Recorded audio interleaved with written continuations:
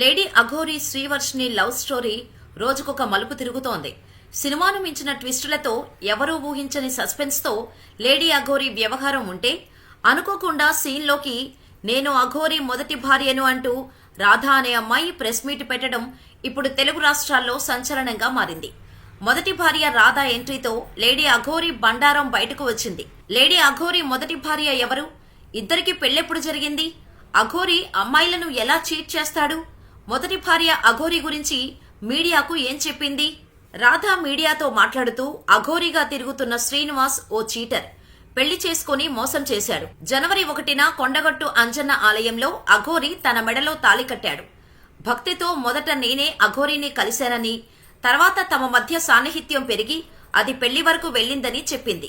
అంతేకాక తాము ఇక్కడే ఒక ఆశ్రమం పెట్టుకుని సేవ చేసుకుంటూ గడుపుదామని అనుకున్నామని, కానీ అఘోరి ఒక మాట మీద నిలబడడు అని, ప్రతిసారి మాట మారుస్తుండటంతో ఆశ్రమం పెట్టలేకపోయామని తెలిపింది. ఇంతలో వర్షిణి విషయం బయటకు వచ్చిందని, వర్షిణి గురించి ప్రశ్నిస్తే కూతురు అవుతుందని, తనకు నేను గురువును అవుతానని అఘోరి చెప్పాడు. సిగ్గు లేకుండా ఇప్పుడు వర్షిణిని భార్య అని చెబుతున్నాడు. వర్షిణి చిన్నపిల్ల అఘోరి మాటలు నమ్మి మోసపోతోంది.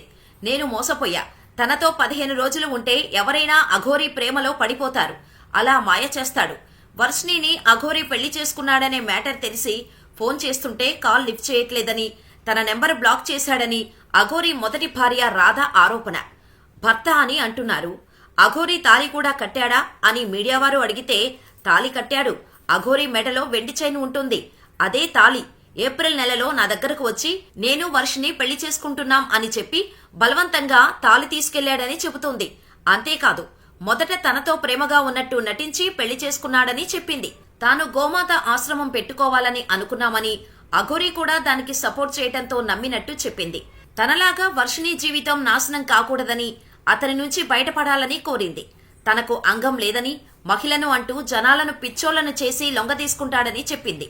నిజంగా పురుషాంగం ఉన్నవాళ్లు కూడా అంత ప్రేమ చూపించరని చెప్పింది. తన దగ్గర చాలా ఆధారాలున్నాయని, అన్నీ బయట పెడతానని తెలిపింది. అఘోరి ఇలా ఎంతమంది ఆడపిల్లల జీవితాలతో ఆడుకుంటాడోనని, ఇది ఇక్కడితో ఆగిపోవాలని తాను బయటకు వచ్చినట్టు తెలిపింది. మీడియా, పోలీసు శాఖ, ప్రభుత్వం ఈ విషయంలో లేడీ అఘోరిపై చర్యలు తీసుకోవాలని ఆ మహిళ కోరింది. అంతేకాదు, వీరి పెళ్లి జరిగిందని, అందుకు ఆధారంగా అఘోరి తనతో మాట్లాడిన ఆడియో క్లిప్స్ రిలీజ్ చేసింది రాధ. ఆ ఆడియోలో అఘోరి రాధపై చాలా ప్రేమ ఒలకబోశాడు. రాధే రాధే అని ముద్దుగా పిలుస్తున్నాడు.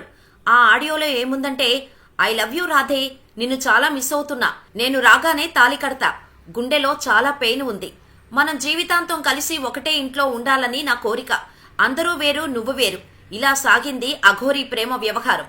ఇంకో ఆడియోలో, సరేనే నా ముద్దుల పెళ్ళామా, నువ్వెట్లా అంటే అట్లా అని అన్నాడు అఘోరి. ఇదిలా ఉంటే లేడీ అఘోరితో పెళ్లి జరిగిందని శ్రీవర్షిని అంటోంది. అది కూడా ఒకసారి కాదు, ఏకంగా 2 సార్లు వివాహం చేసుకున్నట్టు చెబుతోంది. మొదటిసారి విజయవాడ కనకదుర్గమ్మ టెంపుల్లో బ్రహ్మ ముహూర్తాన తెల్లవారుజామున 4 గంటలకు వర్షిని మెడలో అఘోరి తాళి కట్టింది. రెండోసారి వర్షిని ఇంట్లో ఫ్యామిలీ సమక్షంలోనే బంగారు చైన్ ను మెడలో వేసి మ్యారేజ్ చేసుకుంది. అంతేకాదు, వర్షిని తల్లిదండ్రులు కూడా అఘోరిని కోడలి పిల్ల అని పిలిచినట్టు చెబుతోంది. అంత అన్యోన్యంగా ఉంటున్న క్రమంలో విష్ణు అనే వ్యక్తి వచ్చి అంతా పాడు చేశాడని, తల్లిదండ్రుల మనసు కూడా మార్చేశాడని అంటోంది వర్షిని. అయితే ఫైనల్ గా అఘోరితోనే కలిసి ఉంటామని శ్రీవర్షిని చెబుతోంది. అఘోరి ఆడ మగ కాకపోయినా తనకు ఇష్టమేనని, సెక్స్ తనకు ముఖ్యం కాదని అంటోంది. పిల్లలను అనాథాశ్రమం నుంచి తెచ్చుకొని పెంచుకుంటామంటున్నారు. జీవితాంతం అఘోరితో సహజీవనం చేస్తానని వర్షిని చెబుతోంది. మొత్తానికి అఘోరి చెంతకు వర్షిని వెళ్లిపోయింది. ఇదిలా ఉంటే రాధతో పాటు ఆమె కుటుంబ సభ్యులు రుద్రస్వామి సైతం మీడియా ముందుకు వచ్చారు. శ్రీనివాస్ అసలు అఘోరినే కాదని, ఫేక్ అని, ఎంతమంది మహిళల జీవితాలను నాశనం చేస్తాడని రుద్రస్వామి అంటున్నారు. ఇప్పటివరకు అఘోరి వర్షిణిల ప్రేమ కథే మనకు తెలుసు. ఇప్పుడు మరొక అమ్మాయి అఘోరికి భార్యను అంటూ వచ్చిన విషయం వర్షిణికి తెలిస్తే అఘోరిని వదిలేస్తుందా? రెండో భార్యగా సెటిల్ అయిపోతుందా? ఇదంతా తెలియాలంటే వేచి చూడాల్సిందే.